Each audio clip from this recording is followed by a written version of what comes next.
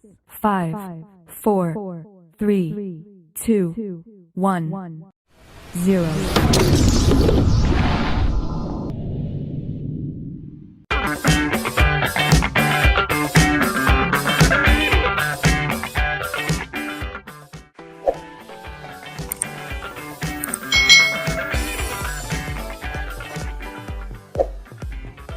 Hai, selamat datang di channel YouTube Kak Citra. Apa kabar adik-adik semuanya?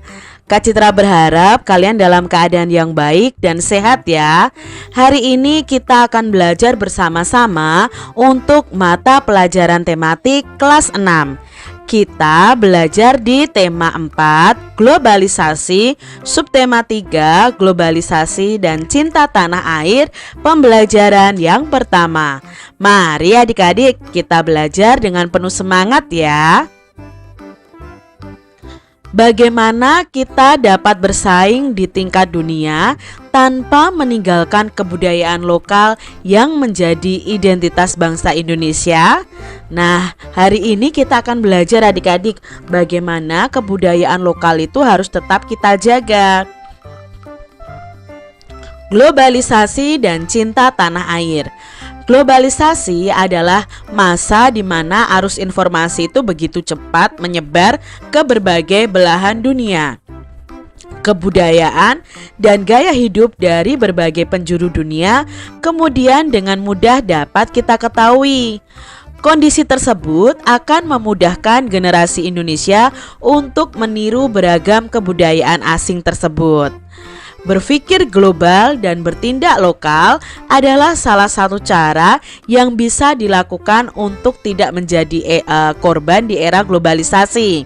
Sebagai bangsa Indonesia, kita harus melestarikan nilai-nilai luhur budaya kita yang kemudian digunakan untuk dapat bersaing di tingkat dunia. Bacalah teks eksplanasi ilmiah berikut dengan teliti. Nah, di sini ada teks eksplanasi ilmiah yang berjudul Indonesia luncurkan program Akademi Energi Surya pertama di Asia Tenggara. Mari kita simak bersama-sama adik-adik.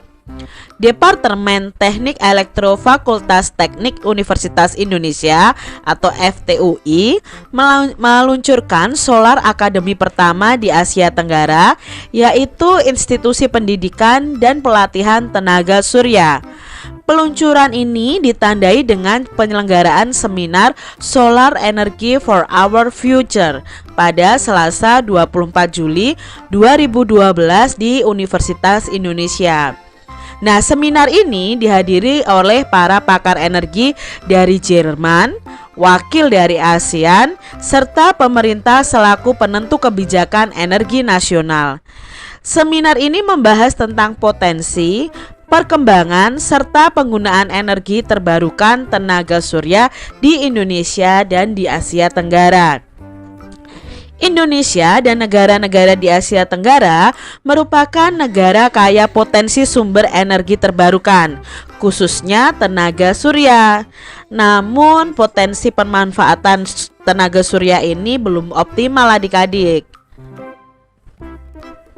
Sel surya merupakan lempengan tipis yang terbuat dari silikon yang dapat mengubah langsung cahaya matahari menjadi energi listrik.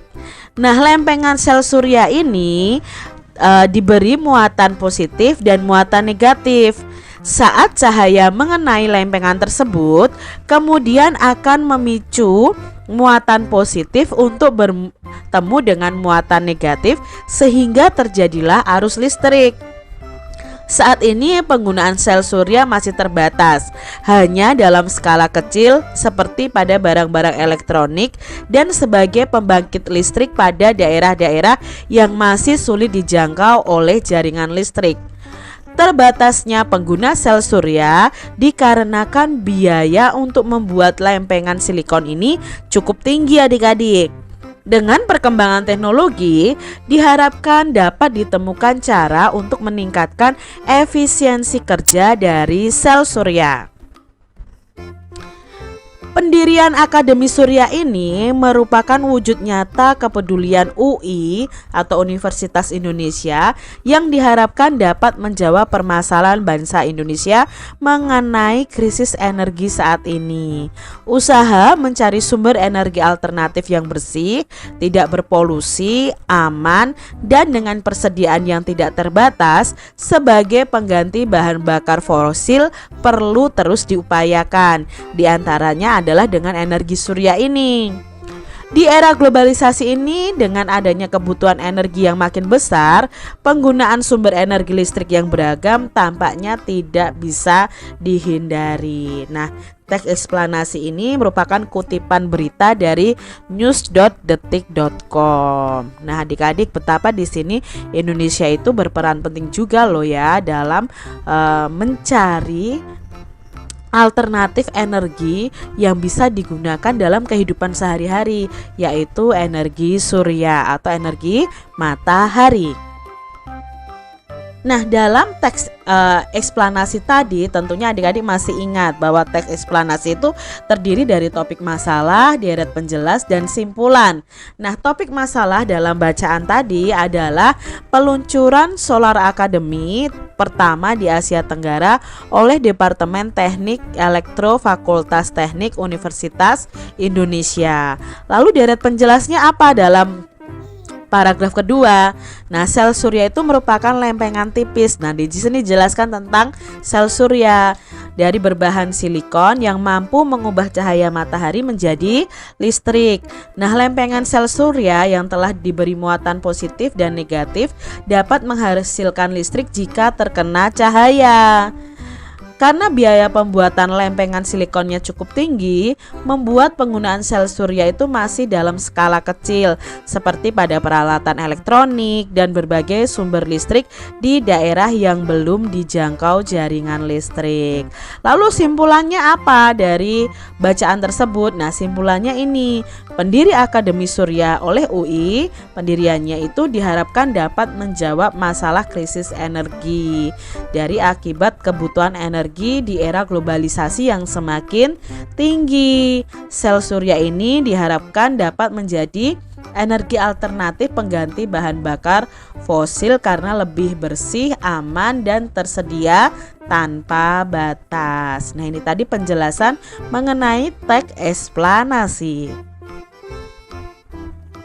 Bagaimana bentuk kerjasama Indonesia dengan negara-negara Asia Tenggara tersebut di era globalisasi ini? Dan bagaimana peran Indonesia dalam kerjasama tersebut? Mari kita pelajari melalui diagram berikut ini. Nah, ini adalah kerjasama Indonesia dengan negara-negara di Asia Tenggara di bidang ilmu pengetahuan dan teknologi di masa globalisasi. Nah, bentuk kerjasamanya apa dan peran Indonesia apa, kita pelajari bersama. Nah, bentuk kerjasama Indonesia dengan negara-negara di Asia Tenggara itu adalah dalam bidang ilmu teknologi ya, ilmu pengetahuan dan teknologi atau IPTEK, itu dengan pembentukan ASEAN COS. ASEAN COS itu apa? ASEAN Committee on Science and Technology. Lalu berikutnya mendirikan organisasi SEAMEO atau Southeast Asian Minister of Education Organization. Nah, itu ya, mengadakan pertemuan ASEAN Scred, memajukan ilmu pengetahuan dan teknologi ASEAN. Ini bentuk kerjasama yang dilakukan Indonesia dan negara-negara di Asia Tenggara dalam bidang ilmu pengetahuan dan teknologi. Lalu perannya apa Indonesia ini? Nah, perannya yang pertama adalah berperan dalam pembentukan ASEAN COS, menjadi anggota aktif SEAMEO ya, lalu menjadi tuan rumah pertemuan Scred, bersedia berbagai fasilitas itu antar negara anggota untuk perkembangan IPTEK ya, adik-adik ya, ilmu pengetahuan dan teknologi, lalu melakukan pertukaran pelajar untuk belajar teknologi di negara anggota ASEAN lainnya. Ini peran Indonesia dalam hubungan kerjasama dengan negara di Asia Tenggara, tentunya dalam bidang ilmu pengetahuan dan teknologi. Di era globalisasi ini semakin banyak loh teknologi canggih yang ditemukan. Hampir seluruh penemuan tersebut menggunakan energi, khususnya listrik. Namun akhir-akhir ini pasokan listrik itu semakin berkurang akibat semakin menipisnya sumber energi untuk memproduksi listrik seperti minyak bumi, gas, batu bara, dan panas bumi. Nah, adik-adik, bagaimana ya cara mengatasinya? Tentunya tadi salah satu alternatifnya adalah mengembangkan sel surya atau panel surya. Nah, adik-adik bisa perhatikan ini ya, gambar penggunaan panel surya dalam kehidupan sehari-hari. Nah, panel surya ini salah satu cara yang dapat kita lakukan adalah mencari sumber energi alternatif yang bersih, aman, bebas polusi, dan selalu tersedia tanpa batas. Salah satu bentuk energi alternatif adalah sel surya. Nah, tadi adik-adik sudah membaca sedikit informasi tentang prinsip dasar dari cara kerja sel surya. Nah, bagaimana ya panel listrik itu bisa menghasilkan energi listrik? Panel cahaya, panel surya tadi bisa menghasilkan energi listrik. Nah, mari kita pelajari ya. Ini adalah gambar panel surya di sebuah rumah. Nah, kenapa panel surya ini yang terkena cahaya, yang terkena panas matahari itu bisa menghasilkan arus listrik? Yuk kita pelajari adik-adik. Ketika panel surya ini terkena cahaya matahari, muatan listrik dan negatif pada lempengan silikon panel surya akan bertemu. Hal ini kemudian menghasilkan energi listrik. Listrik dari panel surya akan mengalir menuju electric control system.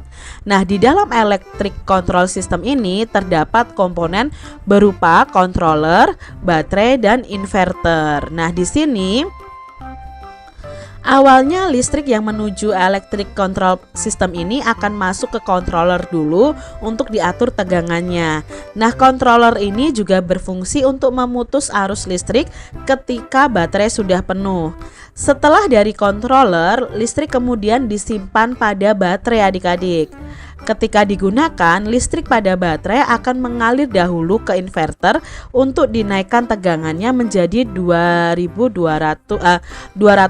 volt sehingga dapat digunakan untuk mengoperasikan peralatan elektrik maupun elektronik. Ini tadi proses dari panel surya yang menghasilkan arus listrik, dan arus listrik itu bisa menghidupkan alat-alat elektronik di rumah kita. Tapi ya itu tadi adik-adik, untuk membuat ini diperlukan biaya yang sangat mahal.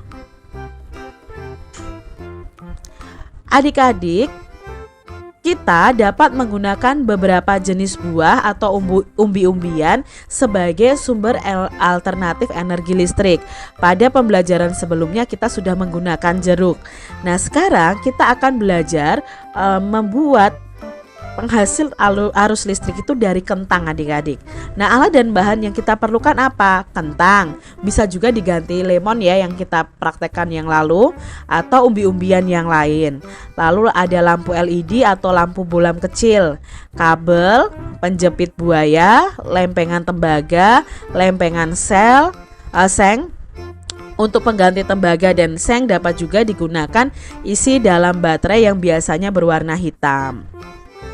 Lalu bagaimana cara percobaannya? Nah, tusukkan lempengan tembaga dan seng ke dalam kentang mentah. Nah, seperti ini adik-adik.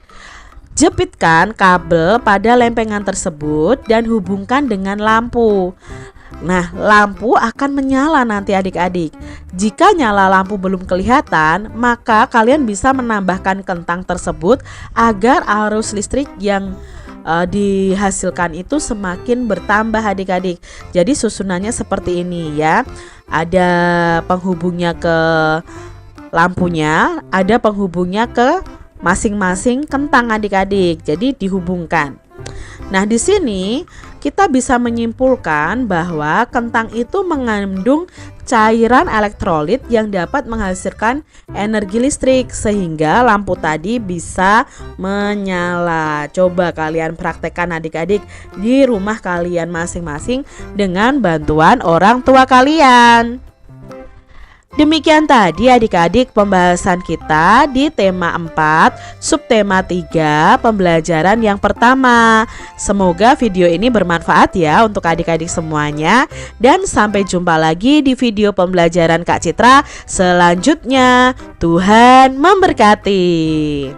Jangan lupa tekan tombol subscribe, lalu tekan loncengnya, tekan juga tombol like, lalu share ke media sosial kalian.